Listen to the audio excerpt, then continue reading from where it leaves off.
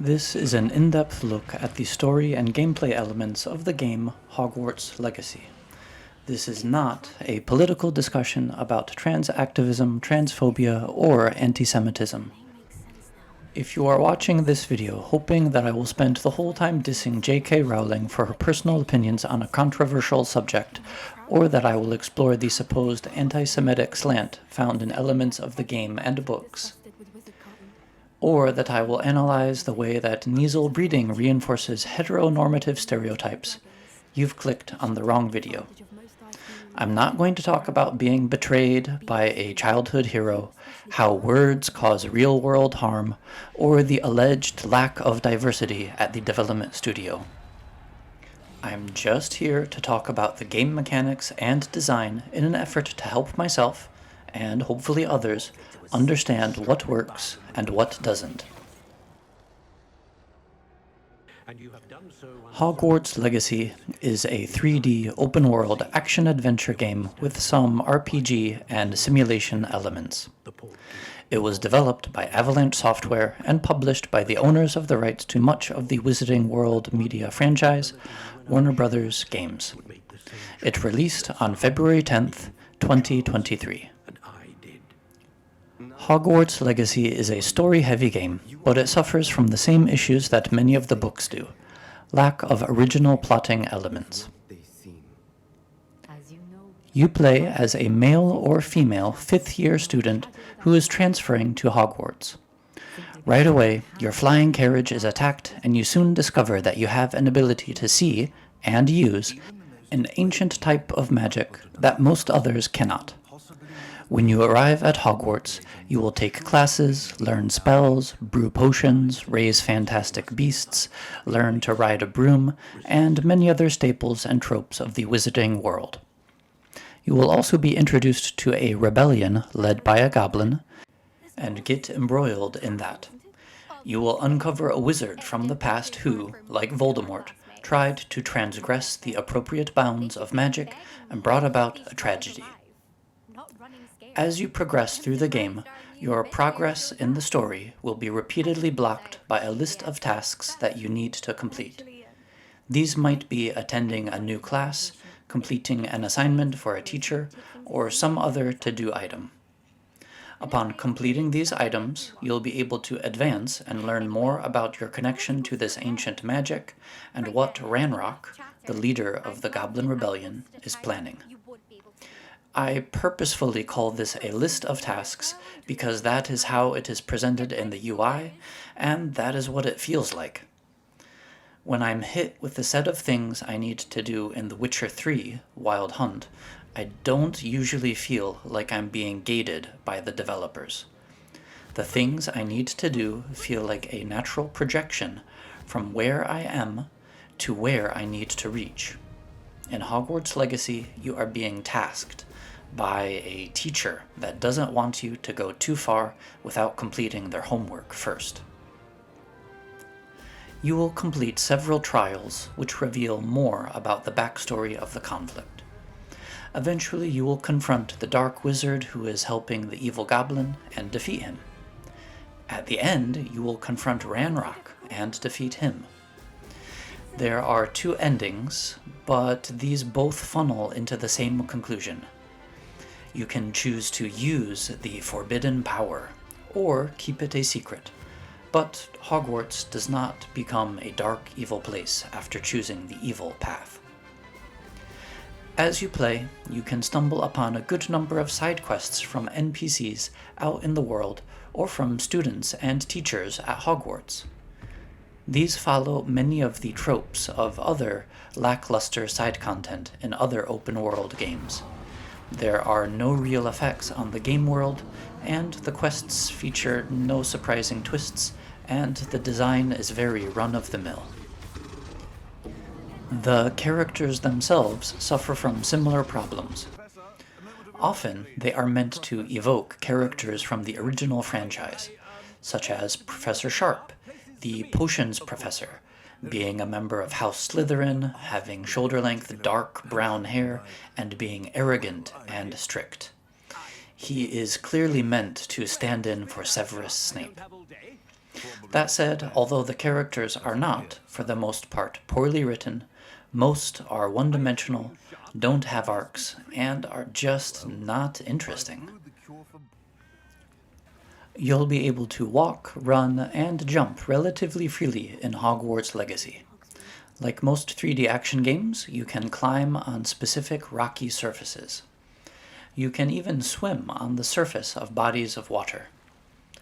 You will also be able to fly around on a broom and on a hippogriff, although this is limited by area. You cannot fly inside the building of Hogwarts, inside caves or dungeon areas, nor inside the town of Hogsmeade. The combat has received a lot of attention. You have a basic attack that you can spam over and over.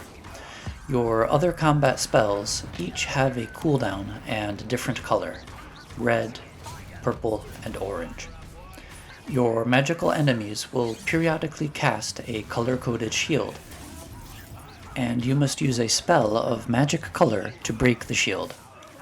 You can use different fire and ice-based spells, together with some physics-based push, pull, slow, and slam spells.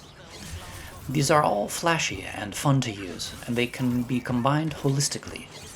Use Levioso to fling an enemy up into the air, juggle them a bit with basic attacks, then use Accio to bring them up close and personal before crisping them with Incendio and smashing them into another enemy with Depulso. You can parry many magic attacks using Protego, and you can dodge others that are not blockable. Holding the parry button will trigger a Stupefy counterattack. There are two last twists: potions and combat plants, and ancient magic. Potions, such as Focus, reduces cooldowns, or Edurus, which increases your defense, can be drunk in a pinch. Combat plants are things like Chinese chomping cabbage or venomous tentacula. These are selected from the same ring-based menu and triggered by the left bumper. As you attack, dodge, and use Protego, you will build up your ancient magic meter, which lets you unleash a devastating attack against an enemy. There is a secondary use of ancient magic, which lets you fling environmental objects into your enemies using the right bumper. These could be explosive barrels, rocks, or the disarmed weapons of your enemies themselves. This is totally context dependent. If there is something flingable, you'll be able to fling it. There is a good variety in the enemies. You have dark wizards, poachers, goblins, mongrels, spiders, and trolls. In each category, you have several different classes and types. This is for the "I get to be a student at Hogwarts" fans.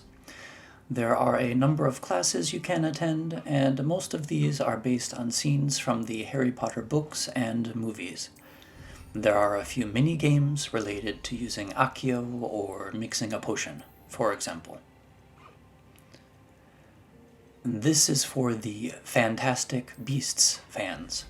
You can rescue different species in the wild, release them into the microcosms inside the Room of Requirement.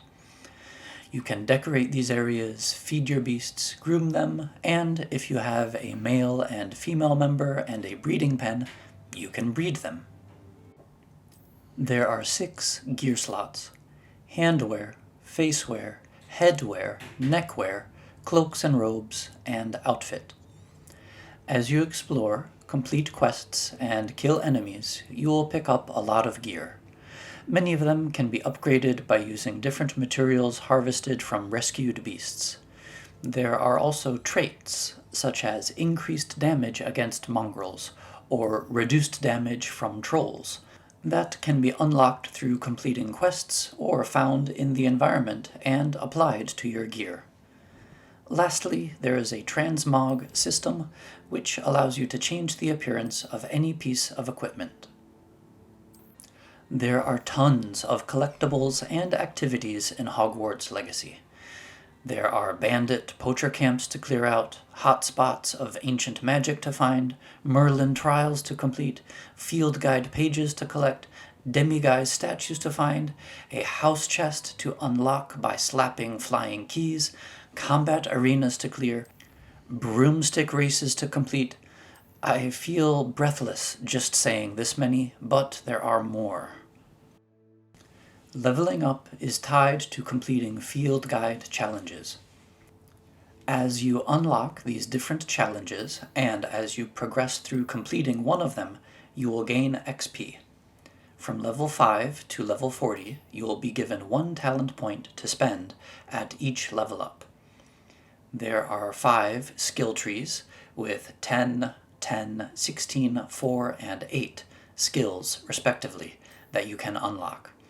These are mostly tweaks to how different spells work. As examples, you can unlock a shockwave that will spread out when you use Descendo to smash an enemy to the ground, or you could increase the amount of time that an enemy will remain stunned by Stupefy. There are limited slots for your gear, such as masks, glasses, scarves, robes, hats, and regular outfits. Let me say that again.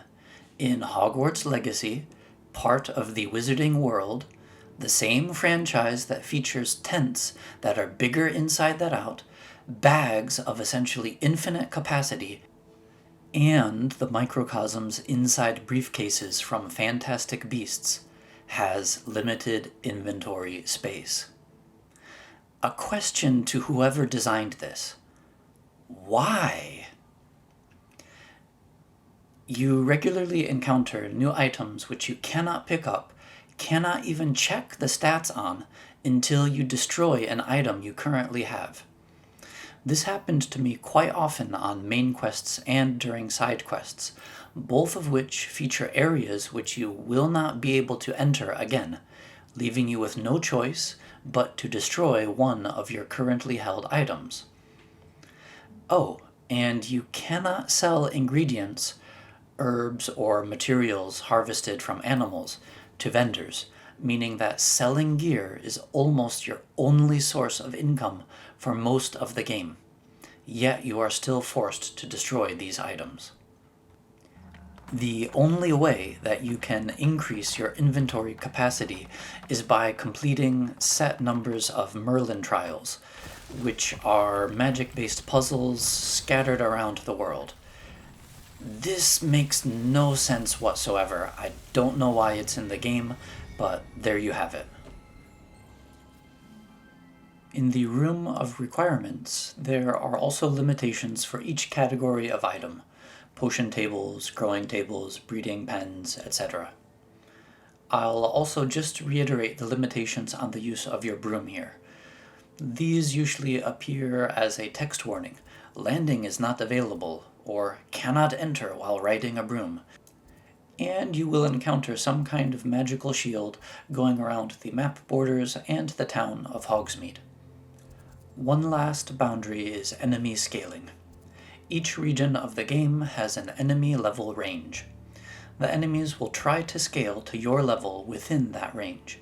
So if you are a level 5, but the scaling range is 10 to 30, the enemies will scale to level 10, whereas if you are level 35, they will scale up to level 30. There are a number of different endings, but these trigger a few minor cosmetic changes. No matter what, you will have to confront the Dark Wizard and the leader of the Goblin Rebellion. After you reach level 34, it is possible to take your OWL exams and to receive the yearly cup through the intervention of one of the professors, just like Dumbledore's intervention in the books. The dynamic friction pattern makes its usual appearance for character leveling and for challenges.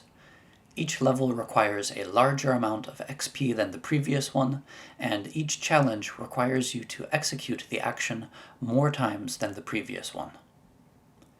A second instance of the dynamic friction pattern is in enemy scaling. As mentioned before, enemies will try to scale to your character's level as long as your character is within the area's scaling range. If you are over or under leveled for the area, the enemy will clamp to the upper or lower limit, respectively. The static engine pattern occurs in the Room of Requirements plant resource spawning and in the Beast resource harvesting.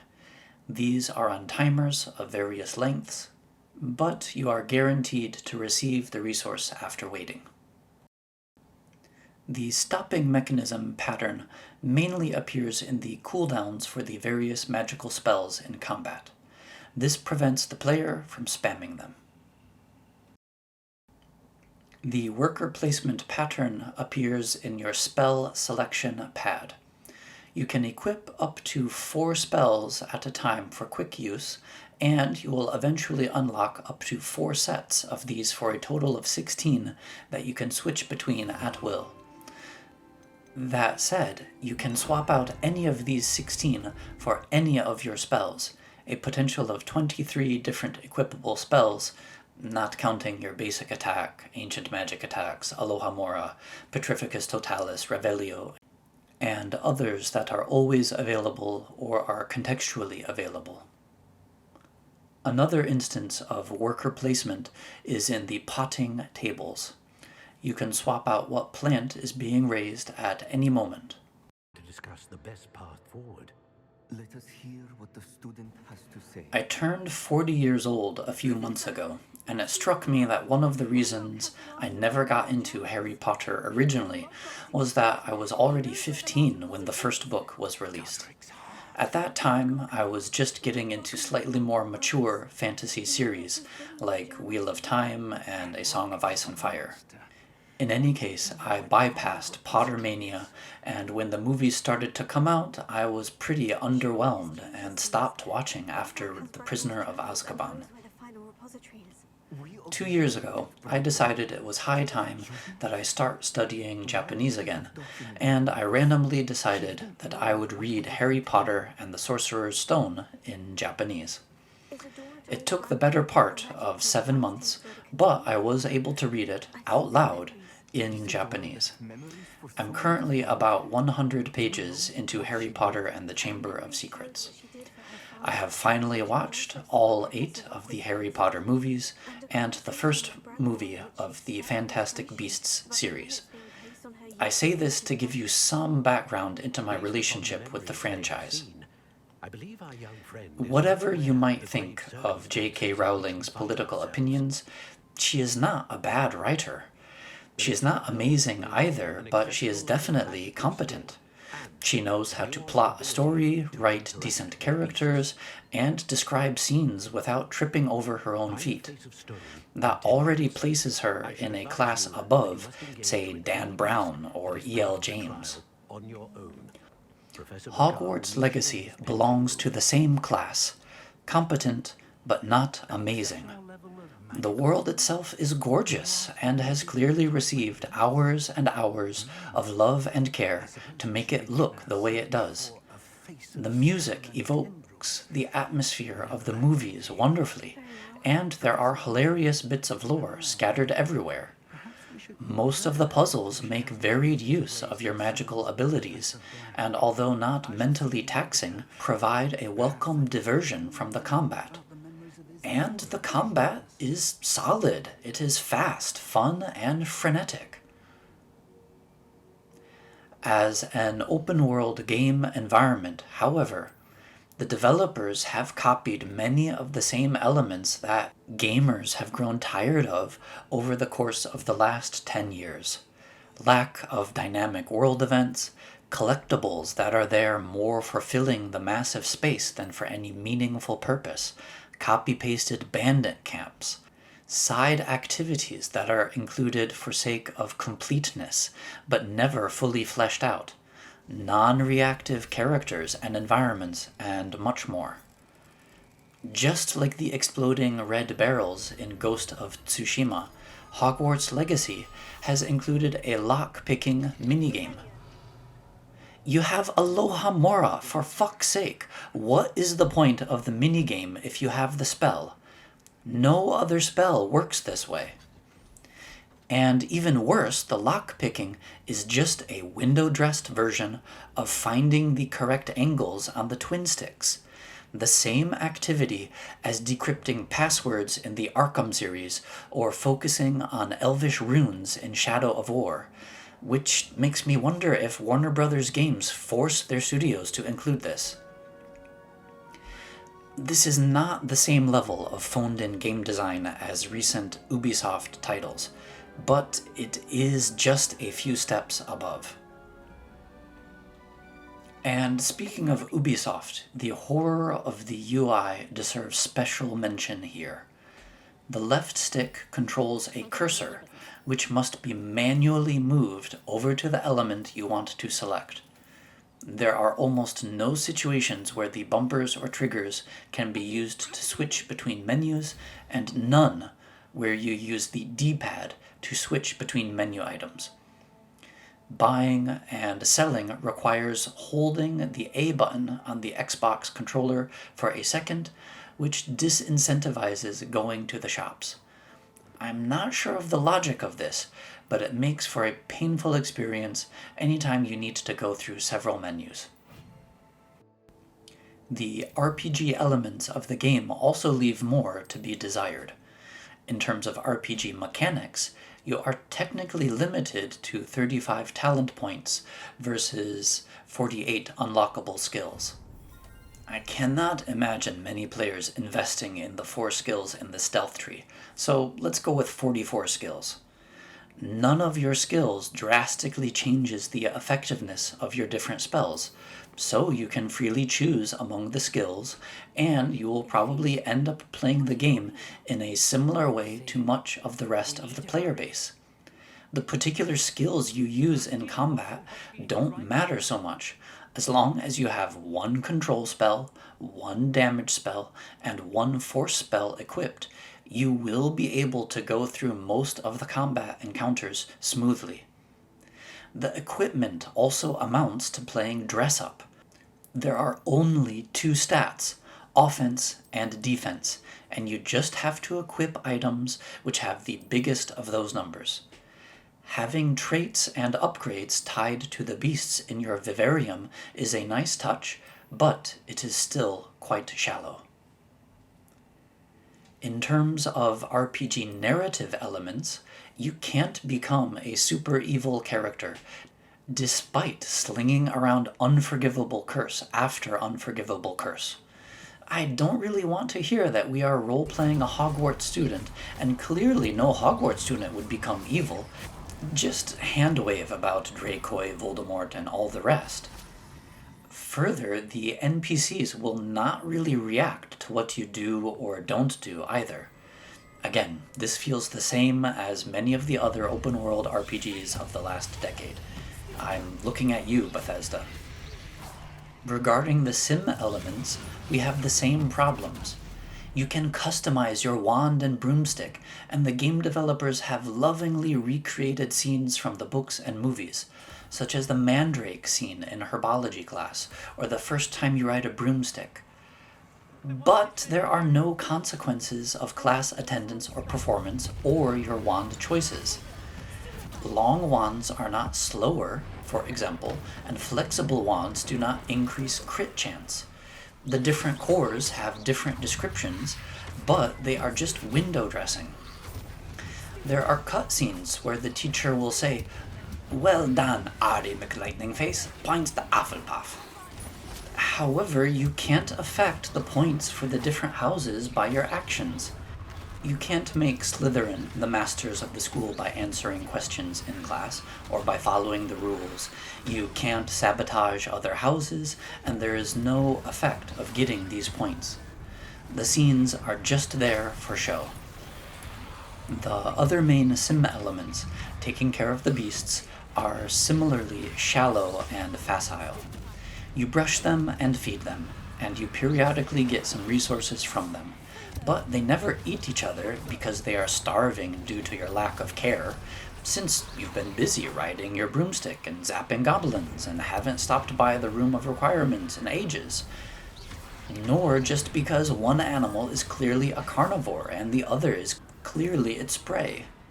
You'll never come back to your vivarium to find your Kneazles with pot bellies and your puffkins nowhere to be seen. They don't get sick. They don't have life satisfaction meters related to the type of environment in the vivarium. They don't escape or attack each other, unlike the dinosaurs in Jurassic World Evolution. The system is there, but it does very little. The Room of Requirements, as a whole, however, adds some much-needed complexity. The different ways you can set up your plant stations, fertilizer stations, potion stations, etc. are sure to keep some players busy for a time. The way that beasts tie into upgrading gear is sensible, and the fact that you can breed beasts and sell them for extra money is useful, since in the early and mid-game, money sources are limited. But this also created a lot of dissonance for me. Like, how is this different from the poachers? In any case, I found potions mostly useless, with the exception of the Wiggenweld healing potion, and I only made other potions to complete task objectives.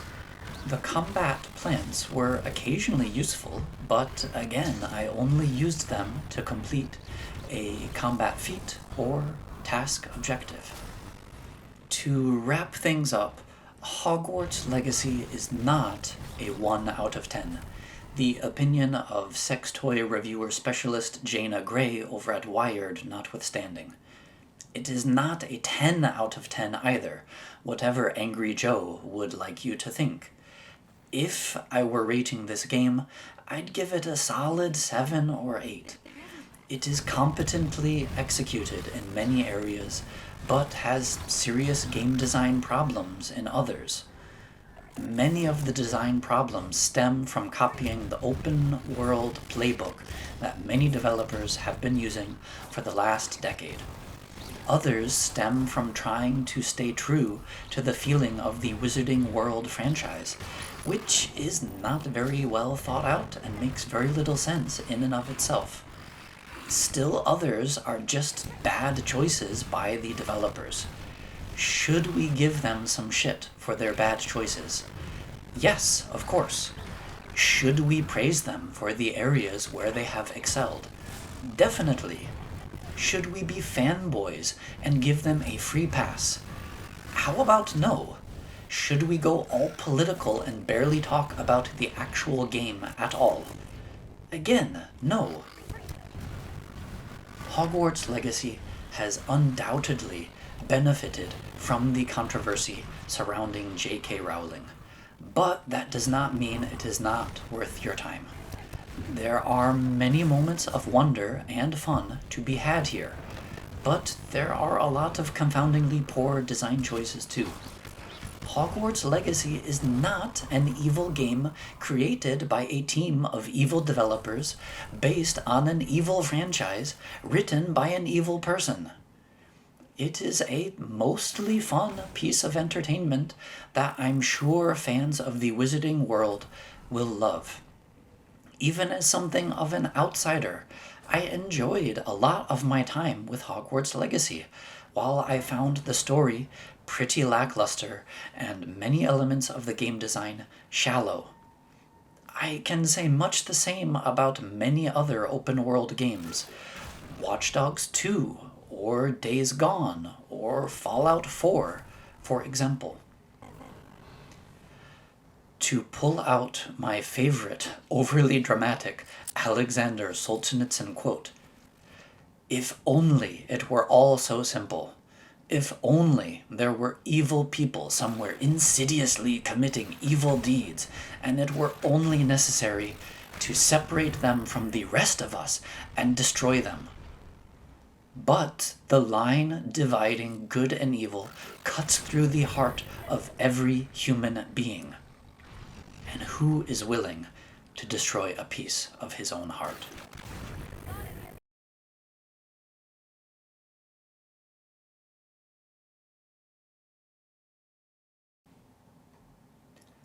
I hope that you found my analysis and discussion of this game informative and useful.